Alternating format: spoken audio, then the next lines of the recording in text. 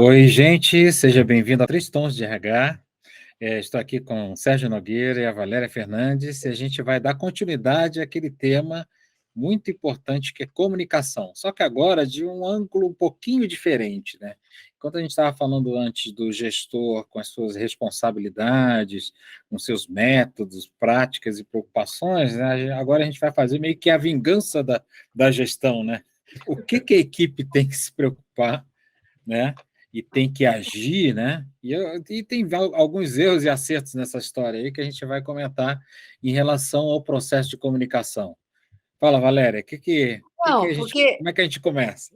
eu acho que isso é legal, né? Porque normalmente a gente sempre coloca na função de liderança, né, do gestor a comunicação, não é? E claro, ele tem esse papel, né? Ele tem que direcionar, enfim, ele tem que compartilhar informações, mas a gente sabe que comunicação não é uma mão única, né?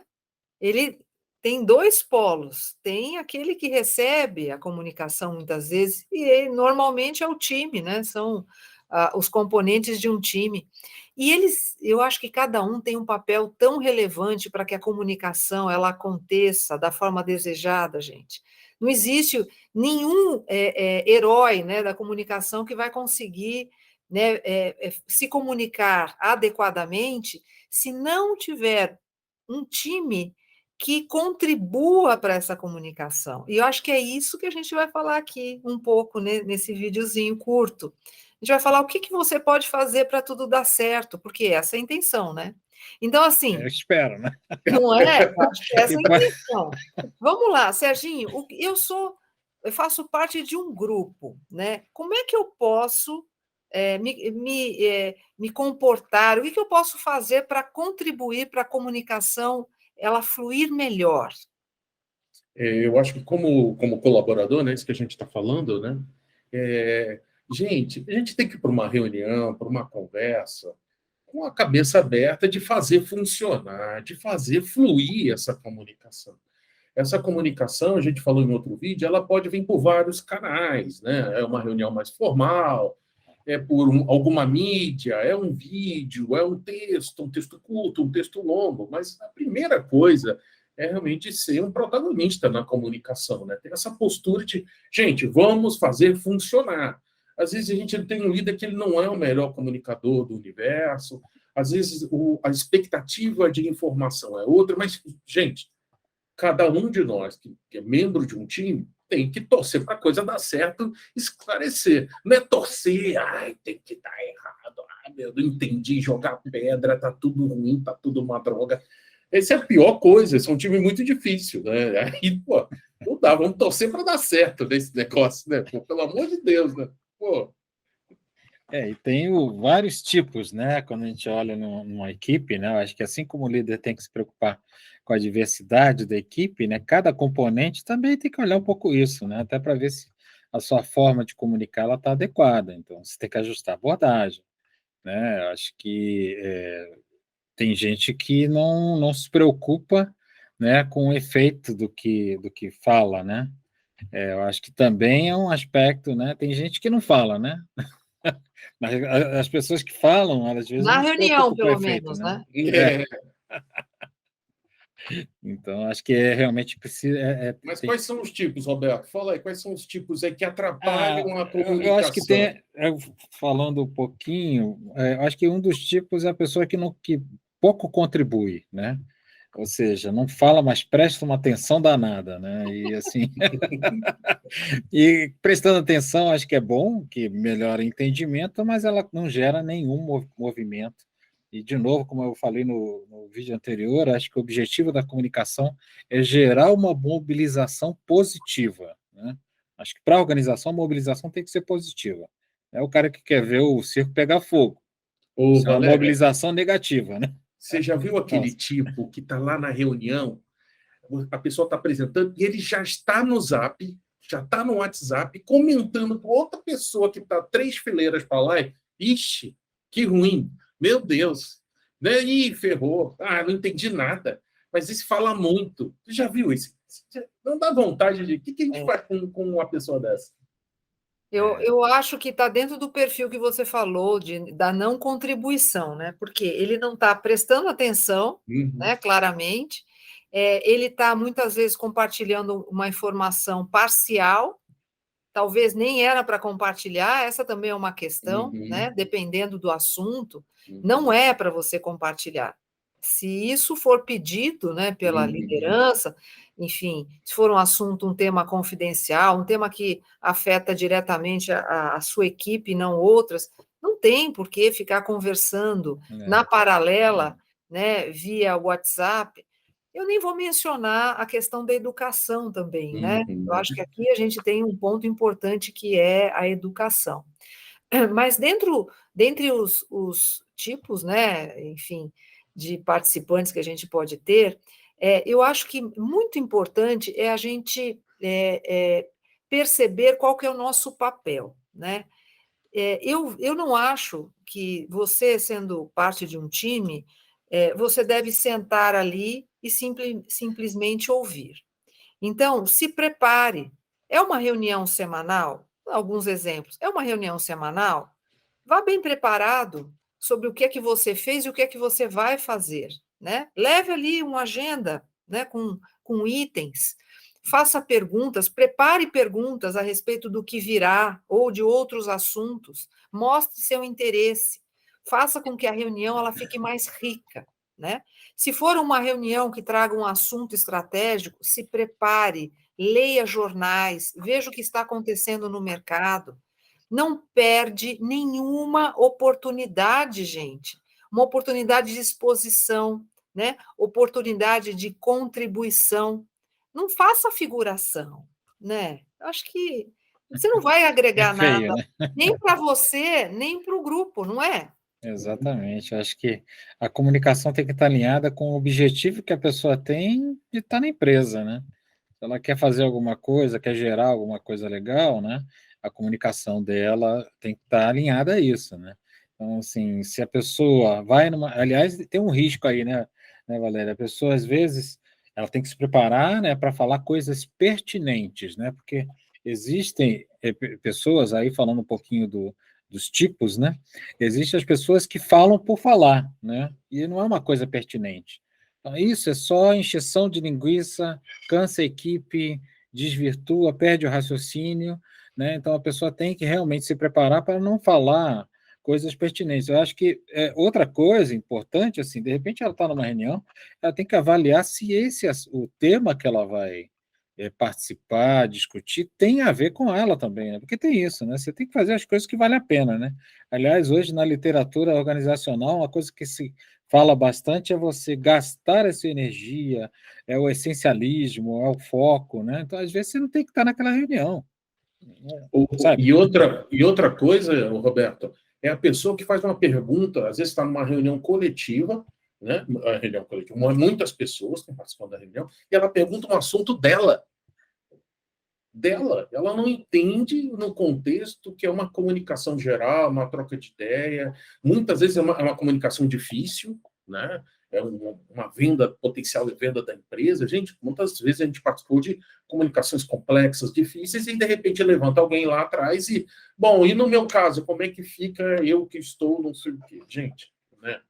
Se for numa linha assim de repente dividir uma preocupação que ela entende que é coletiva, ela tem que saber perguntar, né? Mas Tem que concordo com saber você que perguntar, mas fazer esse tipo de coisa se expõe demais, né?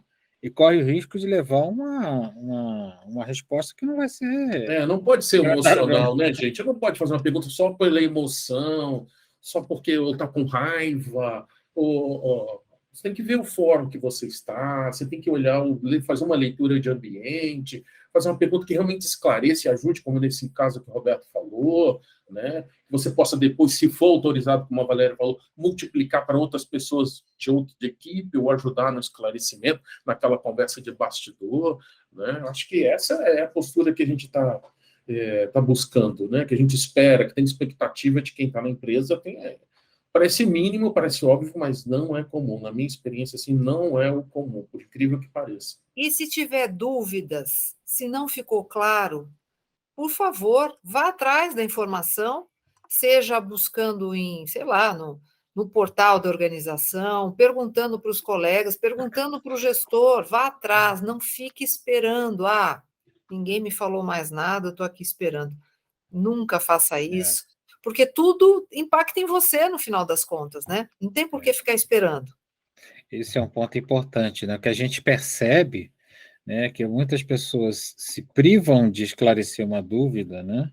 Porque tem vergonha de serem avaliadas como não são inteligentes, né? E Ou aí não fica com prestem raiva, Não atenção, quer né? dá dor de perguntar o óbvio, cabeça, né? Não quer Isso é perguntar o óbvio. óbvio. fica Isso é óbvio. angustiado, gera uma ansiedade, uma angústia, que quando era simplesmente dar 3, 4 passos, ou era fazer uma chamada de vídeo, sei lá, qualquer meio, e esclarecer e dizer como está se sentindo em relação àquela posição. E não, né, ficar angustiado e ficar. Seja protagonista, né? Até como participante, você pode ser protagonista, faça o seu papel, né? Exatamente. Eu acho que ainda nessa questão da dúvida, a pessoa tem que desenvolver o discernimento dela, né? De fazer a pergunta, né, bem feita para esclarecer a dúvida, né? Isso é um exercício, né? Isso é um exercício, né? Para não ser a pessoa sem noção que vai perguntar uma coisa que vai deixar todo mundo desconfortável, ou fazer uma pergunta que ela vai se expor, né? Então, acho que Acho tem que que tem um desenvolver teste para isso. discernimento. Acho que tem um teste para isso. Sabe o quê? Antes de perguntar, se coloque no lugar da pessoa que vai responder. Você se sente tranquilo para responder a pergunta? Então manda brasa, que essa pergunta vai ser boa. Bom teste, excelente teste. E uma outra coisa que às vezes você vai perguntar, e às vezes o interlocutor, quem está conduzindo a reunião, às vezes não vai ter a resposta. Às vezes acontece, gente. Não tem que, só porque alguém que está apresentando tem que saber tudo. Né? Às vezes a pessoa não tem, e o que eu espero que ela admite, não tem que te dar o tal famoso somebody ou enrole, né? Então o líder também tem que estar bem preparado e admitir que não sabe, e aí depois ele tem que fazer o dever de casa e dar o retorno. E você também, como a Valéria falou, tem o posicionamento como protagonista de ir lá, olha, aquela pergunta, você ficou de verificar, acho que você está com o dia a dia corrido, não deu tempo, mas como é que fica, né? Aquele ponto. Acho que isso também é uma situação que acontece com muita frequência também. Não esperar o super-homem, a super-mulher, o super-líder, né? Que tem resposta para absolutamente tudo, né? É isso. E dê sugestões também, né? No final da reunião, dê sugestões, faça uma avaliação positiva da conversa, da reunião, enfim, do que for esse encontro, faça, olha, gostei do ponto A, do ponto B. Posso dar uma sugestão? Quem sabe na próxima a gente deixa um pouco mais de tempo para esse encontro, para a gente poder esclarecer um pouco melhor, aprofundar um pouco melhor. Puxa, você teve um papel importante ao fazer isso.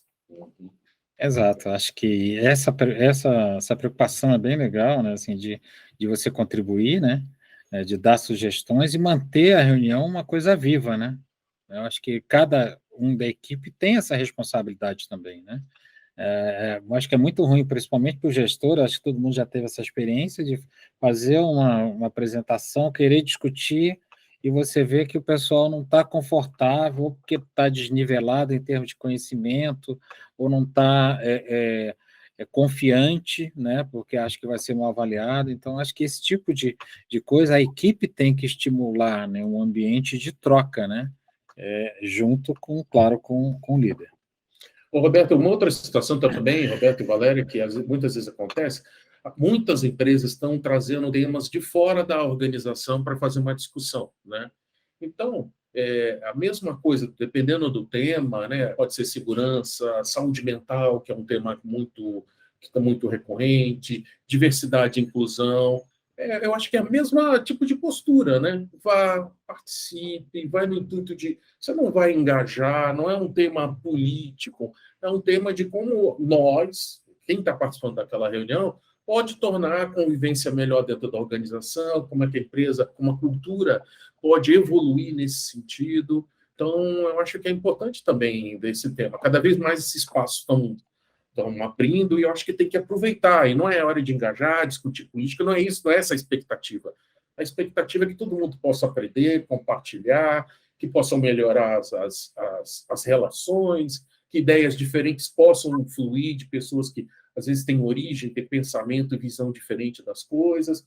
Então, eu acho que também acho que vale a pena a gente falar desse ponto, que acho que é super super importante. Muito bom.